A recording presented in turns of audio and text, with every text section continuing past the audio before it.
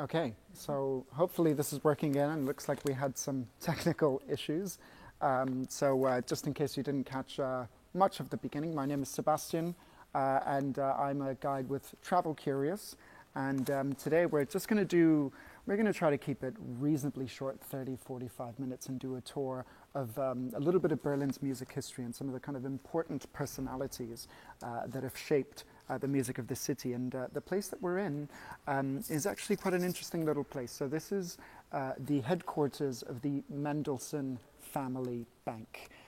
So the Mendelssohn family is very important in Berlin's Jewish history. Moses Mendelssohn was a very important philosopher from the 18th century. His two sons, Joseph and Abraham, actually became the founders of Mendelssohn and Company, which was one of the kind of foremost banking houses of Europe. They used to actually be the bankers of the Russian emperor. And Abraham, one of the bankers, his son Felix, would become one of the most renowned and important composers of the 19th century. And the interesting thing about this is, we're going to also be talking a little bit about how a lot of the musicians of the time kind of struggled with the political situation and I guess the social situation that was taking place. So we've got not just Felix, who we've got a picture of him over here. There's also just a bust of him. A little kind of statue that you can perhaps see over there. But actually, you can also see that there's a bust of a woman, and that is actually his sister, Fanny Mendelssohn. And when they were growing up, the two of them were kind of both incredible child prodigies. I mean, Felix wrote 12 symphonies from the age of 12 to 14. Meanwhile, Fanny could play basically all of Bach's various kind of preludes and so on by a very young age as well. So people that kind of dropped in the Mendelssohn house, they would look at these two and they would think, wow, they're both amazing, and it was kind of hard to tell them apart.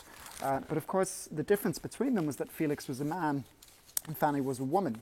And I've got some quotes that I'm going to be reading out throughout the tour about some of these people. And this is actually a quote by Abraham Mendelssohn, who was the father of these two. He says, he said to Fanny at some point, music will perhaps become Felix's profession, while for you it can and must only be an ornament. Meaning, because she was a woman, she couldn't become a professional musician, even though she was just as talented as he was, apparently. And even though she was also a composer, she couldn't actually get any of her music published. So she would sometimes actually kind of publish her music under Felix's name. Now, there's a story about this, and I don't know to what extent it's true, but it's one of these stories that you hear that once Felix Mendelssohn was actually meeting Queen Victoria. And Queen Victoria said to him, "Oh, I really love this song, Italian, that you have." And Felix had to kind of confess to Queen Victoria that it had actually been written by his sister. So there you go. This is not the Mendelssohn house, by the way. This is actually, as I said, the headquarters of the bank that was run by Abraham and Joseph, who were the father and uncle of these two siblings.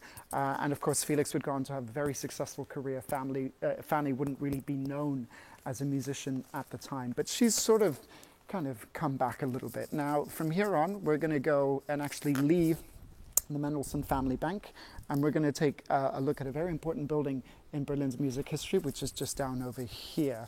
In order to talk about this building, we have to talk a little bit about the kind of political situation in Germany in the early 19th century. In the early 19th century, Germany is not really a place. It's not really a country as such. Germany is actually this kind of fractured sort of collection of duchies and principalities and kingdoms and so on. So there is no German nation. Nevertheless, Napoleon had invaded the German lands, and he had actually been pushed back. Right? He had been rebuffed by various kind of German groups sort of uniting against him. And this led to a sort of rise in German nationalism in the early 19th century after the Napoleonic Wars. Now, of course, when I say German nationalism, everyone thinks of a certain Austrian man with a mustache. We think of people that have very extreme, very far right, very violent views. You have to keep in mind that in the early 19th century, German nationalism was, if anything, a left-wing idea, actually, because at this time you have all of these various aristocrats and nobles and princes and so on that are kind of preventing democratic reforms from happening. And so there was this kind of sense that the only way to gain some democracy in Germany was to actually kind of abolish all of these little fiefdoms and principalities and so on, and just unite all of Germany with one kind of constitution that applied to everyone. So at this point, German nationalism is on the rise in a good way, not necessarily in a bad way. And in fact, very close to here, in the year 1821, on June the 18th, there would be the premiere of what has come to be considered as Germany's first national opera. And so this is an opera by a guy called Karl Maria von Weber, who was part of this kind of, I guess, sort of elite, sort of artistic, intellectual group of people at the time that wanted to create a type of sort of German art, a type of German opera. Now, for those of you that are joining in, I just explain once again briefly, if you've come in a little bit later on, we are doing a tour of various sites important to Berlin's music history. And as we go around, you might see that there's actually still a few people wandering around. So you might be wondering what the kind of legal situation is. So first of all, of course, very importantly, what we're doing is not illegal. So the rule in Berlin and in Germany at the moment is that you can be out with groups of 2. So I've got me, myself, and my camera woman, and so you can be in groups of 2 unless it's basically households or families, right? So a family of, a couple of parents and the kids can still be out and about. So you will still see people out and about in Berlin, and they're not really breaking the law as long as they're in groups of 2 or they're kind of sticking to their households and their families and so on. Anyway, so we see this pretty spectacular building just in front of us, and that's called the Concert House. When it first opened up, it was actually called the Schauspielhaus, basically a theater. And this is where this opera, it's called Der Freischütz, and it's by Karl Maria von Weber. And we've got a photo of him, not a photo, rather, a painting of him just over here. And so this is the guy who composes Germany's first national opera. Opera was kind of associated as with the Italians, of course, and the Italians tended to do opera in a very sort of, virtuosic, kind of very sort of fancy, very acrobatic vocals and so on. Karl Maria von Weber wanted to kind of take that out of it. So the songs is simpler. If you listen to this opera, Der Freischütz, it's called The Marksman, basically in English. And also, instead of the themes of it are really kind of to do with more German themes. So it's based on German folk tales. The forest, of course, which, any German will tell you, the forest is a hugely important part of German culture, hunting and so on.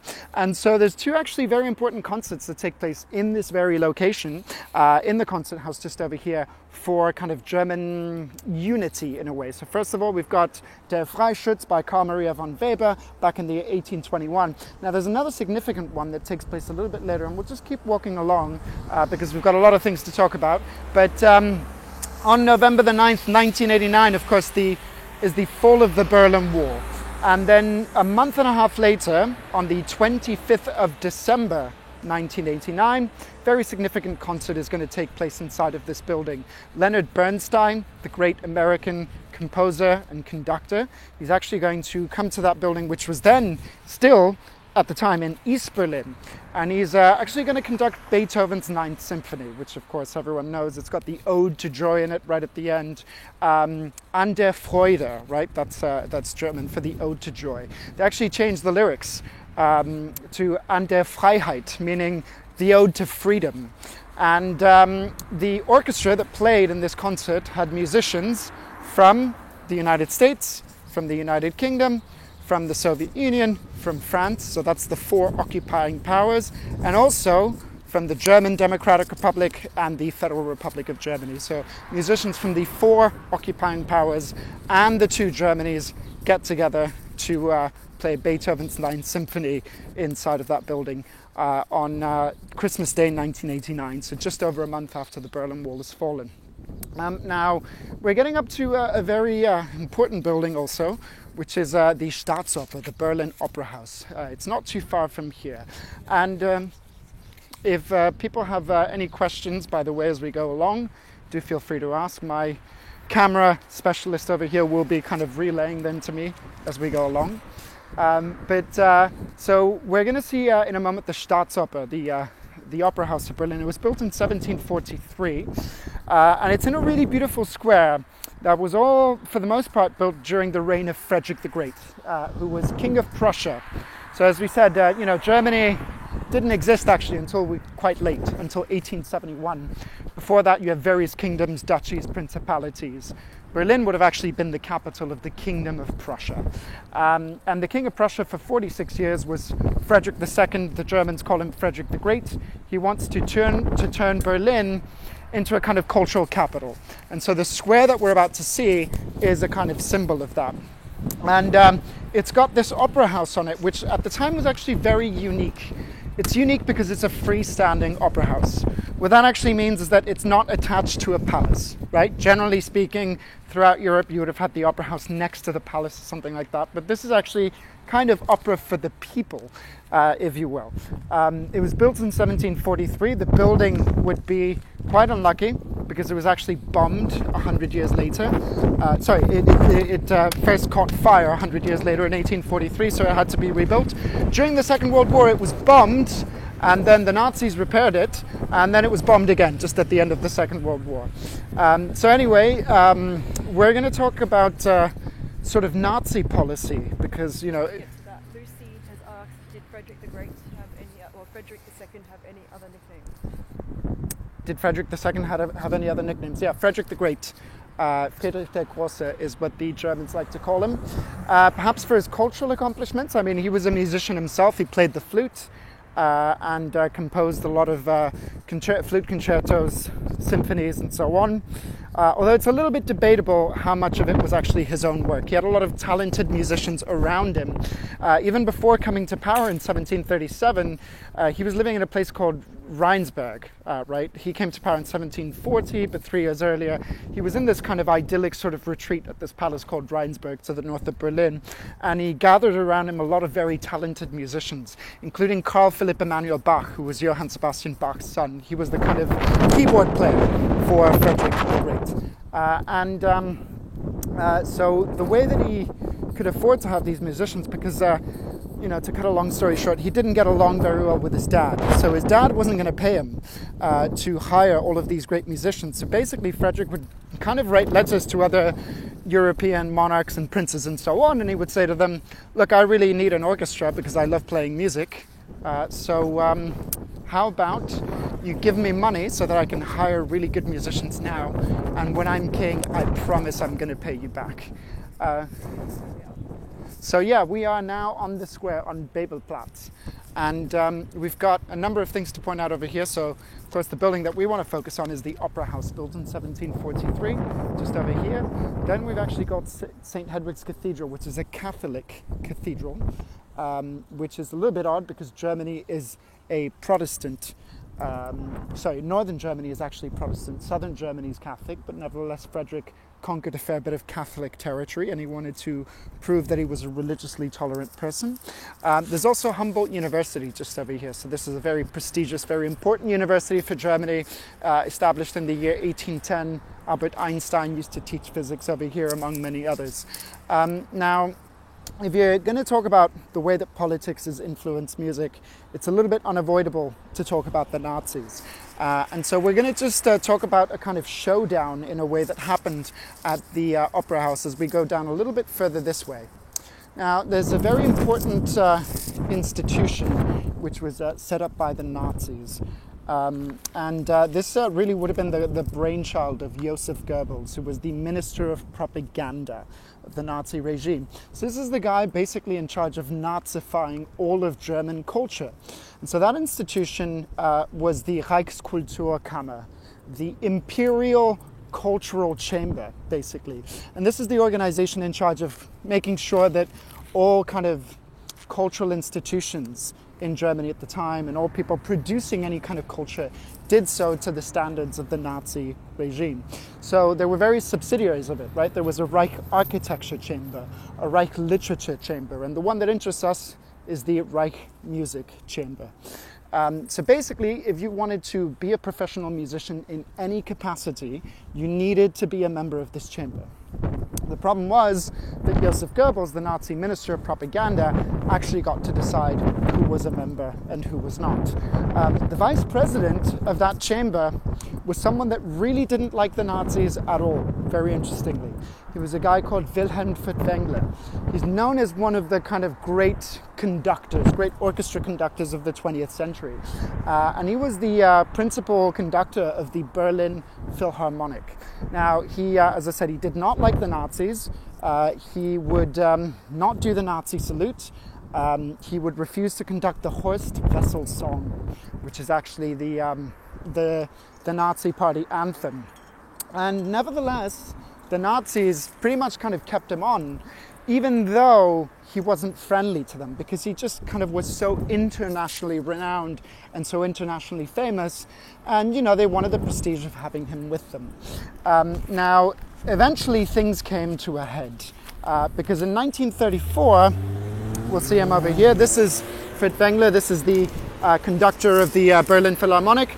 And there's this other guy over here. This is Paul Hindemith. This was a very important German composer at the time, also very internationally renowned, but known for being quite left-wing. He'd actually composed an opera in the 1920s that was very subversive. Basically, it's about a Catholic nun that attempts to kind of stay pure in her convent, but she can't help herself. She gives in to all of her urges, and she strips off all of her clothes and so on. So this guy was kind of known to be very subversive, was not liked by the Nazis at all. And Furtwängler was actually going to conduct an opera that he had just composed called Mathis the Painter. And the Nazi press was not really very happy about this, but the concert went ahead. And so the Nazi press kind of started agitating against it, saying that, this composer Hindemith was terrible and so on. And finally, Furtwängler actually published a column in a newspaper in Germany kind of defending this composer, defending Furtwängler. And then the very same day that column had actually come out, he actually conducted a concert in the Berlin Opera House, in the Berlin Staatsoper of Wagner, of Tristan und Isolde by Wagner, this very important opera by him.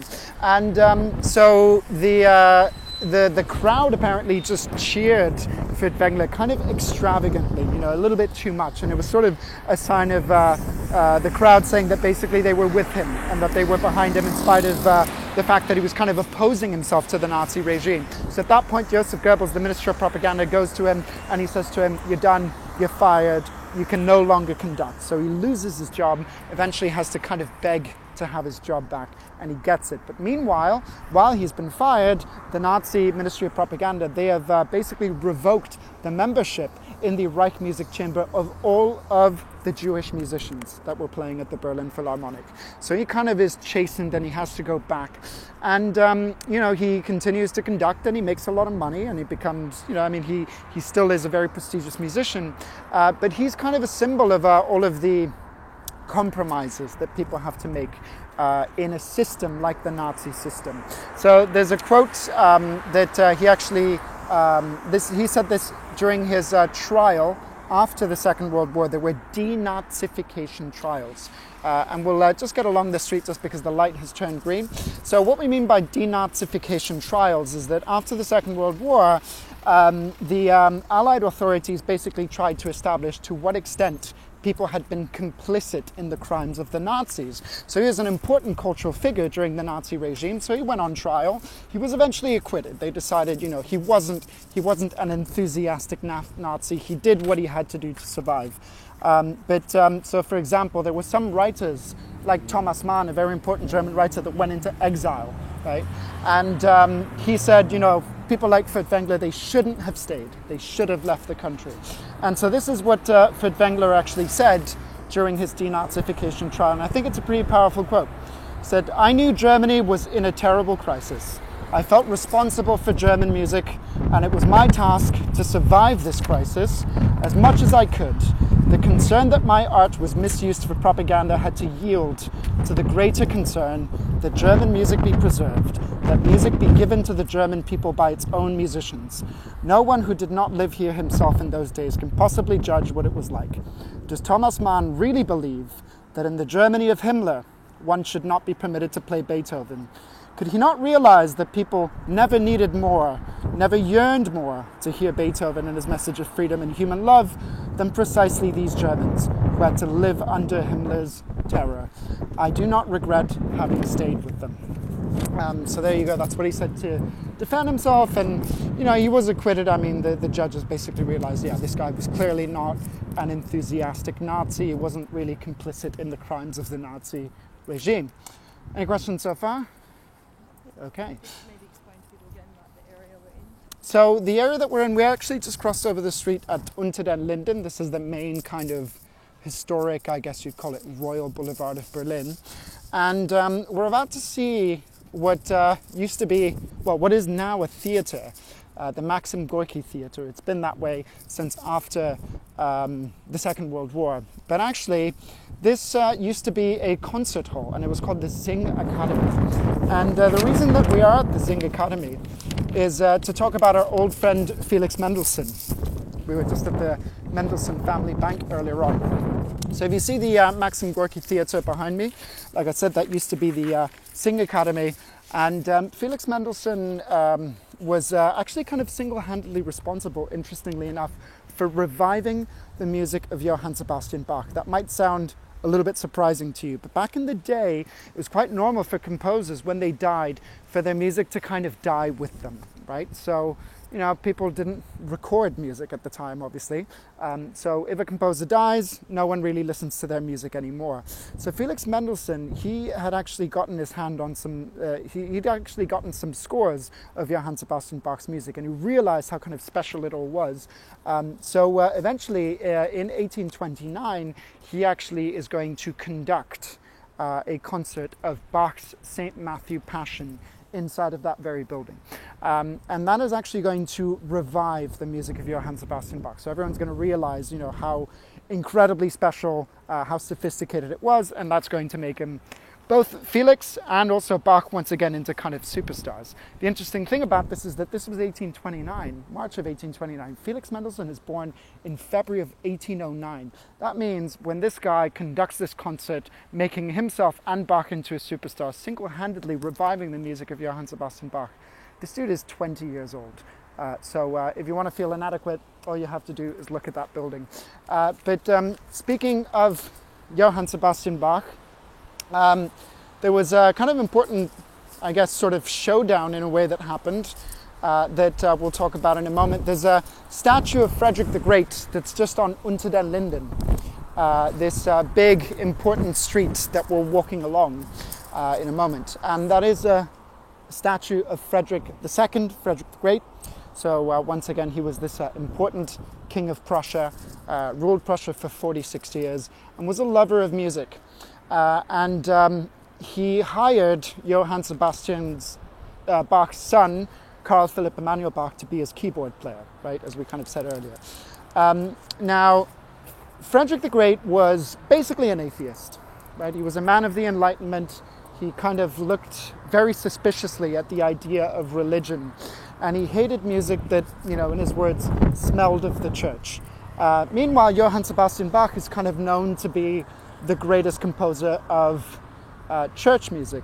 And also, kind of trends were changing at the time. So without getting too into the weeds, Johann Sebastian Bach's music is very polytonal, by which we mean that basically all of the parts in a piece of music, all of the voices within it, they're all kind of, in a way, independent of each other. And they're all doing very intricate things. And by that point, the trend was more towards kind of music in which that was not polytonal, right? In which basically you have one clear melody, and then all of the other instruments are just kind of playing the chords in the background and really helping that melody shine. So Bach was kind of considered outdated, and also Frederick didn't really like that association with the kind of church music. So Frederick more or less decides that he's going to embarrass Johann Sebastian Bach. And at that point, Frederick the Great has just finished building his palace. It's the Palace of Sanssouci, which is just outside of Berlin, in the city of Potsdam. And Bach basically comes to visit his son at the court and to just kind of see how his son is doing. And when he's there, Frederick, he rolls out this brand new invention. It's an invention called the piano. So up until that point, everyone would have used these kind of clavichords and so on, but he's got these brand new pianos and he wants Bach to look at them. And then he says to Bach, hey, I've got a little melody that I think is quite cool. So he plays him this little melody. And you can see, by the way, once again, Frederick the Great, he is just over there in that statue. So riding on horseback. So he plays him this little melody. And really the point is to actually kind of play a mean trick on him. Because he plays him this melody and then he says, all right, old man, can you improvise a 3-part fugue? So, in case you're not up to terms with the musical terminology, a fugue is basically a style of music of which Bach was kind of the undisputed master. And what happens in a fugue is that you get one voice, one instrument, say, and it comes in and it plays a melody. And then a second voice comes in and it repeats that melody. Meanwhile, that first voice now has to kind of accompany and harmonize with the second voice. And then you can have more voices come in. So he plays this very, very tricky melody and he says to him, can you improvise a 3-part fugue using this melody? As you can imagine, a fugue is very difficult to compose, let alone improvise on the spot. And this melody is especially tricky. And so he thinks he's going to embarrass him, but Bach sits down at the piano and he just does it first time. And everyone's jaw just drops and everyone is amazed. And then finally, Frederick says to Bach, okay, do that again, but this time a 6-part fugue. Now, Bach had never even composed a 6-part fugue, let alone improvised one. So basically, this is kind of typical Frederick. He often, perhaps sometimes when he was kind of intimidated by people's intellect, because he was a very intelligent man himself, he would kind of try to put them down. And so he was playing a kind of cruel and mean joke on him, and eventually Bach had to admit that it wasn't possible. But he went back home to Leipzig, and then he spent weeks basically composing what would come to be known as the musical offering, or musikalisches Opfer in German, which is basically a whole bunch of different pieces of music, all of them using that theme that Frederick had crafted, including a 6-part fugue. And this is kind of considered to be one of Bach's greatest accomplishments. It's a sort of, in a way, it's a kind of musical middle finger to Frederick the Great. We're at 25 minutes, so I'm just let you know how much time we've got left in the Yeah, so we've probably got about maybe about 20 minutes or so left. We're mostly going to keep walking and talking as we go along here. So we are now walking along Unter den Linden, under the linden. So those are the trees that line the avenue. This is the main historical boulevard of Berlin. And at one end of it is actually the Brandenburg Gate, of course, Germany's kind of most famous monument. We're not going to go all the way to Brandenburg Gate. We're actually going to turn off and we're going to walk down a street called Friedrichstraße. It's a fairly important street in the 1920s, and we'll finish kind of at the end of that street. But actually the Brandenburg Gate is quite significant, not just for Berlin's history, but also for Cold War history. Right? The Brandenburg Gate, when the Berlin Wall comes up, is actually in the middle of no man's land. The Berlin Wall was just behind it. Those of you that have been to Berlin will know that just behind the Brandenburg Gate is actually the German Parliament building, the Reichstag building. And during the Cold War era, they would actually quite often organize concerts over there. So what they would do is they would have, because there's a big kind of open-air park space just at the Reichstag, they would have open-air concerts there.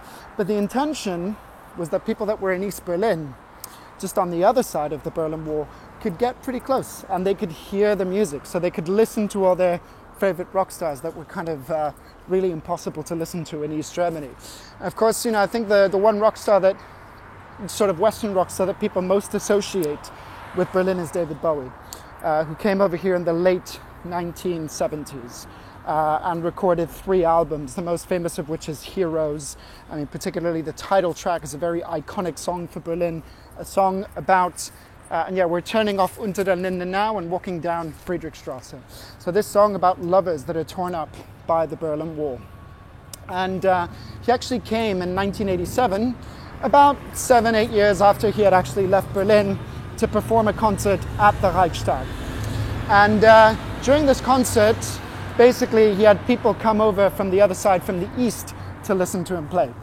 And I've got a quote by David Bowie about what this experience was like. He says, "They had backed up the stage to the wall itself so that it was acting as our backdrop. We heard a few of the East Berliners might get the chance to hear, but we didn't realize in what numbers they would. There were thousands on the other side that had come close to the wall. It was like a double concert where the wall was the division. And we would hear them cheering and singing along from the other side. It was breaking my heart. I'd never done anything like that in my life, and I guess I never will again.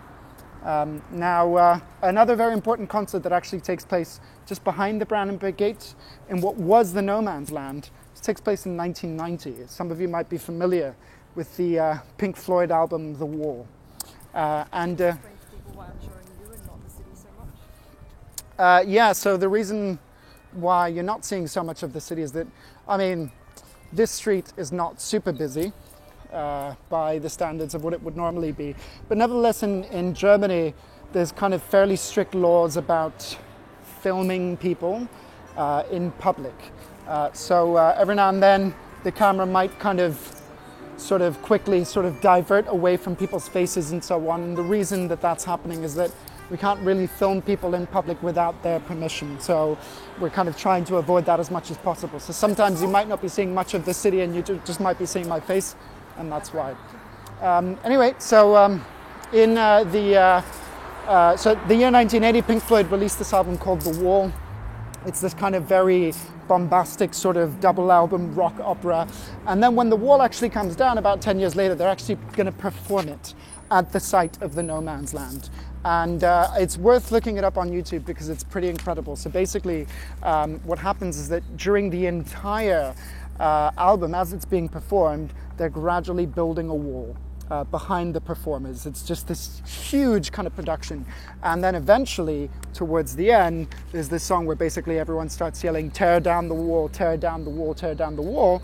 And this was actually done in the summer of 1990 in Berlin, on the former no man's land, where the Berlin Wall had just been a few months earlier. And people saw this huge wall being gradually built up over a couple of hours of the concert, and then all of it just come crashing down right at the very end.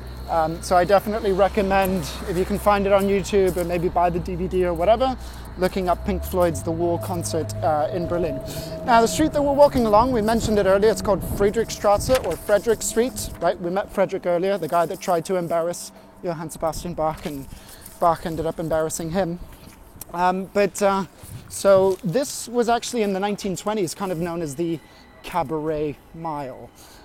So a lot of important cabaret and live music venues would have been along here. There were places like the Chat Noir, the Black Cat, or the Weiße Maus, the White Cat.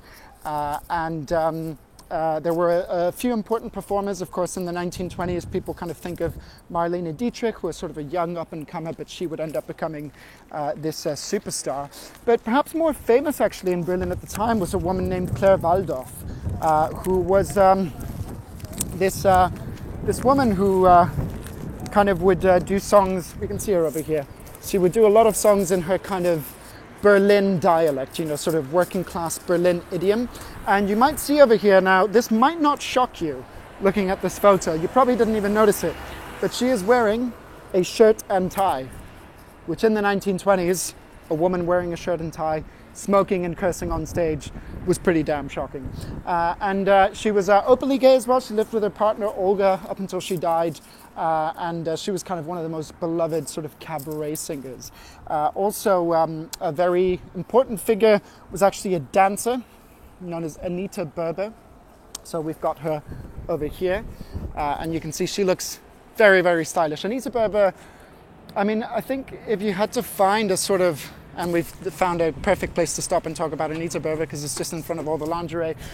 But Anita Berber is, I think if you had to compare it to a modern figure, she's kind of like Amy Winehouse in a way. I mean, she was a mess, right? She was on a lot of drugs throughout the 1920s. I mean, her favorite drug cocktail, if you ever want to party like Anita Berber, you can try it. What she would do is she would take chloroform and ether. She would mix them together in a bowl.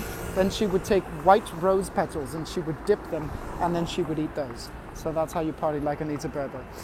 So she was this kind of scandalous sort of, dancer that was very famous at the time.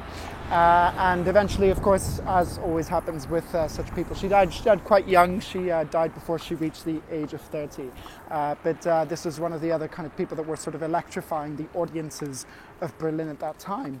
And, you know, you have to think about what people were going through in this time period, right? In the early well, first of all, there's the First World War, which kills, you know, tens of millions of people worldwide. And then, you know, speaking of pandemics, the worst pandemic in human history happens 1917, 1918, the Spanish influenza. So that kills even more people than the First World War does. And then after that, what else happens? Well, you've got hyperinflation in Germany. By 1923, $1 is worth about 4 trillion German marks. So basically, the German currency loses all of its value. So really, life is cheap, basically, after the First World War, Spanish influenza, money is kind of worthless. So I guess there's a sort of cynicism that kind of, you know, we've got a very sort of glorified image of the 1920s, thanks to films like Cabaret, for example. But of course, life was still very hard for a lot of people that went through it, and I think the reason that there was this sort of party atmosphere that exists in Berlin is that you know, people weren't worried about saving up or trying to kind of invest in the future, because they just thought there really is no future to invest in, basically. So you might as well have a good time while you're at it. This is the era of jazz as well. I mean, there's also a very important kind of group that actually had its first concert not too far from here. They were called the Comedian Harmonists.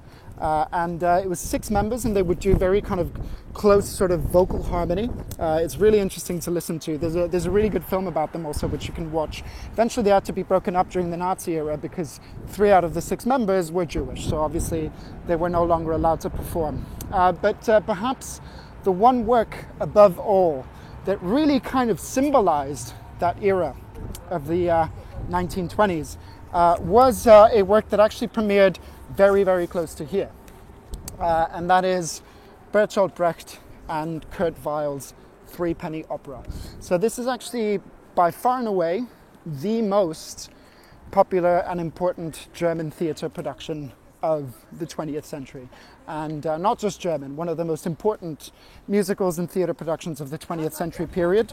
It actually had its premiere pretty close to here, so on the 31st of August 1928, at a theatre which was then called the Theater am Schiffbauer Damm. It now has a different name. It's called the Berliner Ensemble. So Bertolt Brecht, who was the guy that wrote the libretto, that wrote the words of this musical, he and his collaborator Kurt Weill, who was the guy that wrote the music, they were both socialists. And in fact, you know, the Threepenny Opera is infused with a lot of socialist sentiments. I mean, there's one phrase which is quite famous from that musical, which I think is quite good, which is one of the characters says, you know, what is robbing a bank compared to founding a bank? So it comes out in 1928, and it's a piece of theatre and art that really kind of encapsulates the era of the time. In fact, the plot is really based in Victorian London, so 19th century London. But nevertheless, you know, the setting of 19th century Victorian London would have been, you know, in a way very familiar to the Berliners at the time, because it's a play about gangsters and prostitutes and lowlifes and criminals and so on, you know, living in this kind of cynical time period where everything's filthy and no one really has any prospects in life. So that's why, in a way, it really resonated with the public. And it instantly became a gigantic hit. The songs have become world famous. Of course, the most famous one of all is Mac the Knife, which is the one that's right at the beginning, the sort of introductory song of this play. Now, both... Questions and see how much longer we have left. What's that? Any questions and see how much longer we have left. Yeah, we're actually just about to cross over this bridge, and we are going to see where it premiered. Let's go over here. Any questions so far? Yeah, we've got about 5 minutes left, so we should be done pretty soon. Now, just before we get back onto Kurt Weill, there actually used to be an important concert venue, pretty much just over here, just on the intersection of Friedrichstrasse and this bridge that we're crossing over. And that was the comic opera, the Komische Oper, not to be confused with the Komische Oper that in Berlin is at the moment on Unter den Linden, the street that we began on. That was built by the East Germans, by the communists. But there used to be another Komische Oper here. And there's a very important, kind of very famous piece of music, an operetta, sort of comic, light-hearted opera by a Jewish German composer called Leon Jessel. And it's called Schwarzwald Mädel, which means Little Black Forest Girl. And it's this kind of love story set in the Black Forest. It's about as German as it possibly gets. Nevertheless, Leon Jessel, although this operetta was a huge smash success, everyone loved it, and it was about very German things. He believed that when the Nazis came to power, as a result, he was basically going to be safe. Because he was, as used to be said of some Jews at the time, he was more German than the Germans. That was not the case. So eventually, he was actually persecuted by the Nazi regime. His works were banned.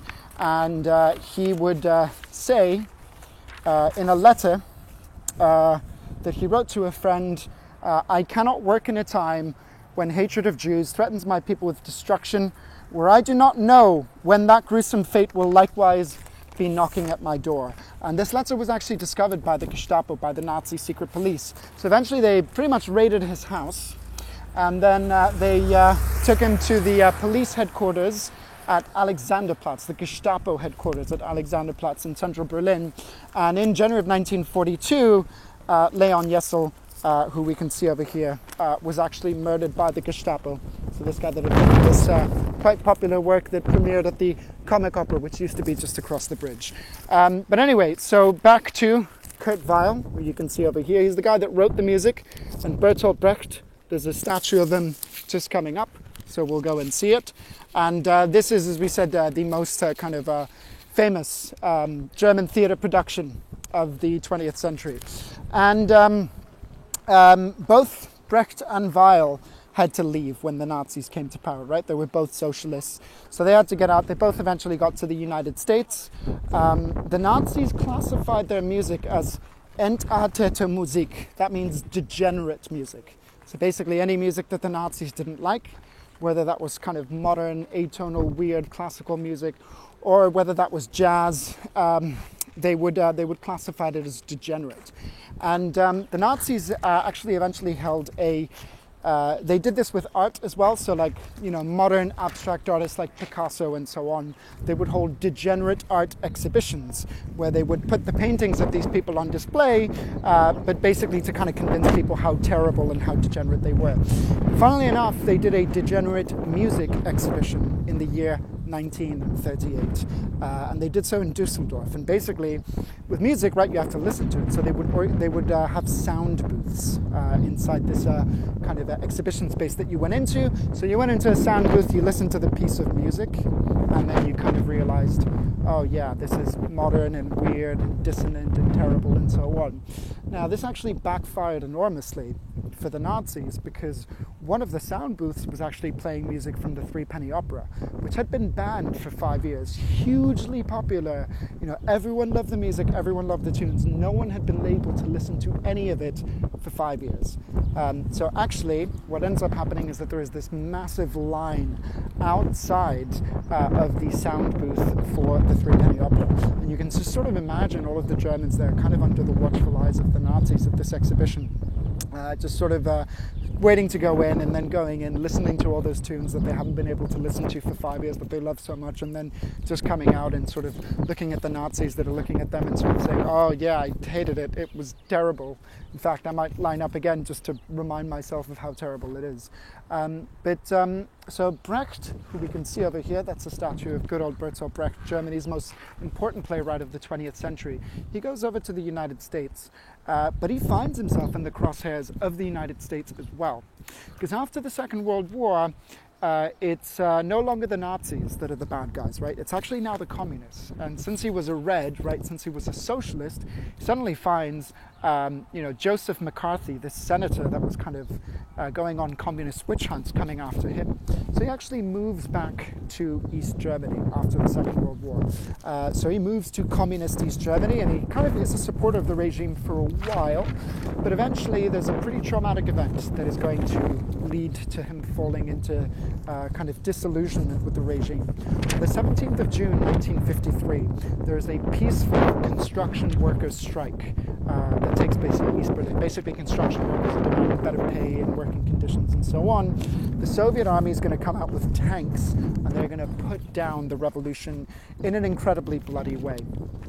So these construction workers were working on a street called, at the time, Stalinallee. And then afterwards, Bertolt Brecht wrote a poem about this, which he never published in his lifetime. He knew he could never publish this in East Germany, but it goes like this.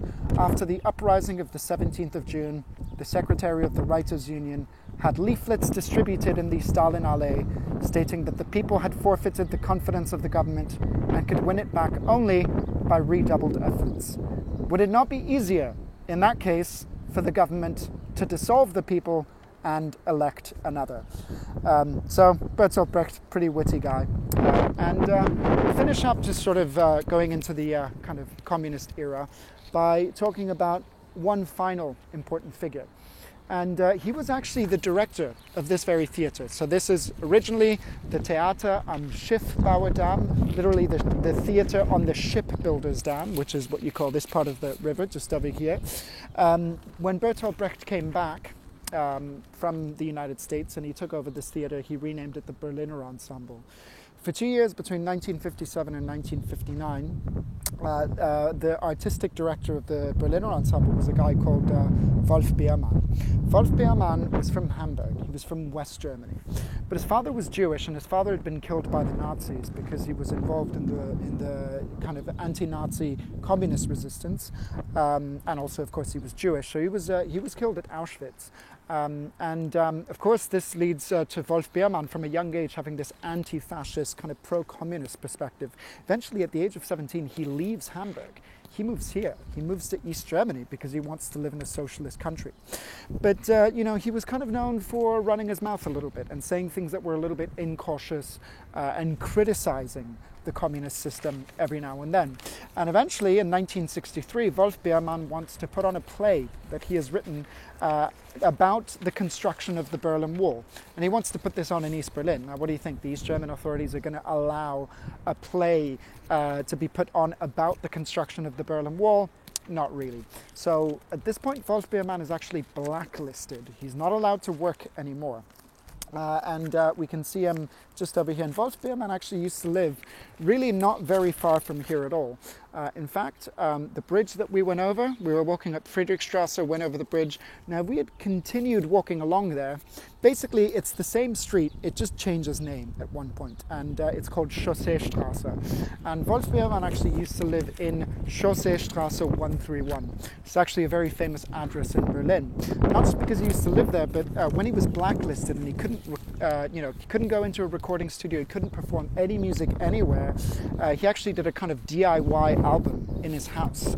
He managed to smuggle in a kind of tape recorder and a microphone, and he just recorded it in his house. And the name of the album is Chausseestrasse 131, which of course was the address that he was living in. And if you listen to it, of course, the production values are not very high. You can even hear the tram that goes outside of his window as he's recording. There's a song that he composed when he was living in that flat in Chausseestrasse 131. And it was dedicated to a friend of his that was at the time under house arrest. The Stasi, the East German secret police, were basically keeping him locked up. Now, we'll go back to that song in a moment because we're going to finish with a quote from it in about 1 minute. But eventually, Wolf Biermann, he's blacklisted, he's not able to work for many years, and then he gets a reprieve. In the year 1976, the East German authorities say, you can go on tour. Right? You can work, you can go on tour to West Germany and you can perform your songs over there. So that's what he does. He goes over to West Germany, plays his first concert in Cologne. Right after he's played his first concert, the East German authorities say to him, you are no longer an East German citizen. they revoked his citizenship. Right? Basically, this guy was too inconvenient. They couldn't just make him disappear, right? Because he was too famous. But he was also an outspoken opponent of the regime. So the most elegant solution that they found was to allow him to go abroad and then immediately revoke his citizenship. And he continued living on in West Germany. And eventually, on the 25th anniversary of the fall of the Berlin Wall, he was actually invited to the German parliament to perform this song. It's called Ermutigung, which means encouragement. And this is a song that he wrote to encourage his friend that was at the time under house arrest, and also, I guess, to encourage himself. And there's one kind of bit of it that says, well, obviously it's in German, but in English, don't let yourself be horrified in these times of horror. That's what they want to achieve, that we lay down our arms even before the great struggle. So I hope you've gotten an appreciation for how complicated it has historically been for artists and musicians to work in this city. Nevertheless, everyone's kind of strived to make great works of art, and for that reason Berlin remains still to this day one of the cultural capitals of Europe. Now, just before we sign off, are there any more questions? Now, yeah, so there is a pinned comment on the Instagram, and so if you thought the tour was worth something and you do want to give a tip, you can do so over there. If you book any tours with Travel Curious in any city, really, you can actually get whatever you contributed as a discount to any future tours. And yeah, that's right. So the tips will go to me, but you can still get those discounted in the future. So I hope, you found this interesting. It is quite a fascinating city and has a lot of fascinating musical history. So it's been a pleasure showing you around, and I think we're done. Bye-bye.